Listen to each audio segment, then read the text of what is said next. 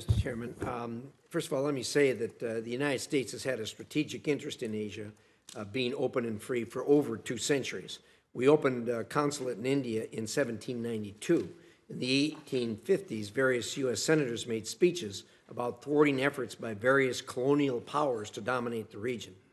A balance of power favorable to the United States protects U.S. interests and ally sovereignty, advances economic prosperity, and ensures no one has to bow to a bully. However, this balance is being challenged.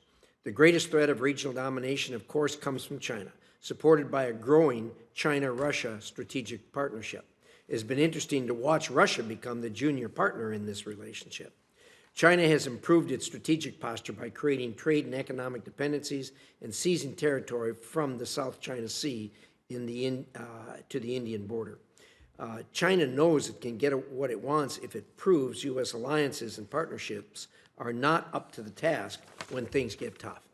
Time and again, we've played into their hands. In 2012, the United States stood by as China seized the Scarborough Shoal from the Philippines uncontested, a failure we must not forget or repeat, given China's growing encroachment on more territory like the Second Thomas Shoal. Weak responses spread the idea that we are unreliable. Left unanswered, our allies' confidence is shaken, and we should not be surprised if they seek to engage with China to protect their own national interests. Even in the face of a deteriorating strategic position, we remain unserious about ensuring our alliances can address our shared objectives and contend with shared threats. U.S. allies plead for deeper economic engagement with us, yet the U.S. does not have a substantive economic agenda. The administration's Indo-Pacific economic framework sounds good, but delivers nothing. While there are calls for reviews of foreign investments by allies in the United States, we at the same time allow Chinese firms to benefit from U.S. tax credits and to profit off research at U.S. universities. This approach should be reversed. Meanwhile, the administration's approach to allies puts ideology ahead of reality. The last 3 budgets proposed by the administration prioritize gender and climate over countering China's advantages in transportation and digital infrastructure. The administration instructs allies to stop buying Russian energy and then, at the same time, bans U.S. LNG exports. This ham-handed move has not gone unnoticed by our allies, and for obvious reasons is roundly criticized. Numerous political declarations and joint statements obscure the lack of substance and progress with our allies. AUKUS is the most egregious example. I strongly support AUKUS, but the administration announced the security alliance in 2021, but did not negotiate what it meant until after the press release went out. It is now 2024, and we still don't know when any new military capabilities will be produced. To make it worse, the administration refuses to certify that Australia and UK, our closest allies, have the laws to adequately support defense cooperation. But this didn't stop the administration from announcing moves to add a new AUKUS partner last week. Similarly, the administration announced with great fanfare a nuclear consultative group with South Korea to deter North Korean aggression. A great idea. A year later, where's the progress?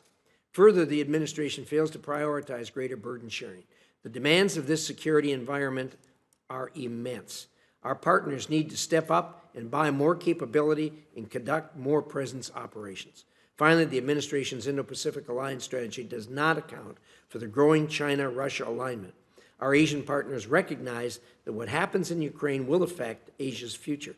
The administration is politely asking China to restrain Russia rather than imposing effective, strong economic punishment on China for its active role in Ukraine's suffering. That's the only kind of thing that China will understand or respond to. The administration's approach to alliances is not serving our interests. Protectionism over economic engagement, ideology over pragmatism, and form over substance do not advance U.S. interests or give our Indo-Pacific partners strategic options. Initiatives must have concrete actions if they are to help us win this competition. The administration's performance is underwhelming. I look forward to hearing the witnesses' thoughts on these matters. And thank you, Mr. Chairman. Thank you, Senator Risch. Well, thank you, Mr. Chairman. I'm tempted to take up there, but I got a couple of things I want to talk about first.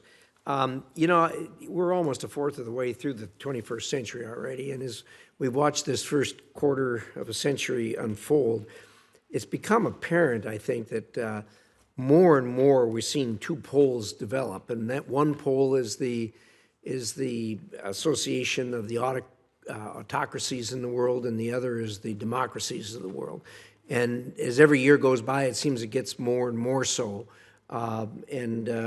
Our affiliation for the people on our side is our values, our freedoms, the things that we value. On the other side, I think that they're pulled together, as you guys have pointed out, a hatred for America, amongst other things, but also their values of how they think a government should treat their people. I think the challenge for the rest of the 21st century is how the two poles keep from killing each other and exist on the same planet, because they're not going to change. The autocracies aren't going to change. I mean, there's hope, I think, for Iran because of the demographics in the country, but China's not going to change. Russia's not going to change. North Korea's not going to change. So we've got to figure out how we do that. Your thoughts on how we coexist with these countries? We're certainly not changing. They're not certainly changing. Mr. Mead, why don't we start with you? Well, I think here we come back to some degree to the thought of George Kennan and thinking about how are we going to deal with the Soviet Union after World War II, a hostile power with expansionist ambitions, morbid suspicion of the United States, a non-transparent political system, and yet in a world of nuclear weapons, the idea of a U.S.-Soviet war was unthinkable. And his analysis, I think, remains useful today, that you can reach agreements, pragmatic agreements with powers like this under some circumstances, but you first have to establish a firm line of deterrence. They have to realize that sort of pushing and poking with a bayonet won't get them any benefits, that your power and your resolve and your alliance network are resilient and strong enough so that they cannot succeed in this other way. And then you can start to talk about areas where you do have real interest. We got through 40 years of the Cold War in this way, not always elegantly, but I think we're going to find that, yes, learning to live with countries with whom we have fundamental differences is going to be, at least in the kind of year-to-year process necessary to our policy. We can hope for better things. We can, as you mentioned with Iran, my own experiences of traveling in China before Xi Jinping took things in a different direction was that there are many, many people in China who see the world much more the way we do than the way the current leadership of the Chinese Communist Party does. I am not given to despair. But I think pragmatically, we cannot assume that our enemies will suddenly convert to the cause of democracy and human rights, and all of our problems will melt away. We need another, more substantive strategy for dealing with it. Ambassador? Yeah, so thanks for the question, Senator. I think we have an exemplar to look at, and that's the long Cold War against the Soviet Union. Both hugely capable nuclear states that managed to work through the daily differences without treading on the foundational differences between our countries until the Soviet Union collapsed of its own weight.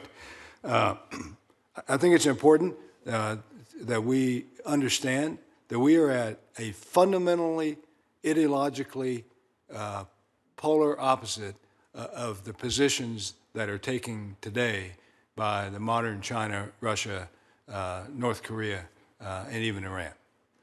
And we ought not to begin discussions with these countries, in my opinion, trying to negotiate away those foundational beliefs that they hold, just as they shouldn't try to negotiate away our foundational beliefs. And an example of that is the Taiwan issue. China is not going to change their mind that Taiwan is a renegade province of China.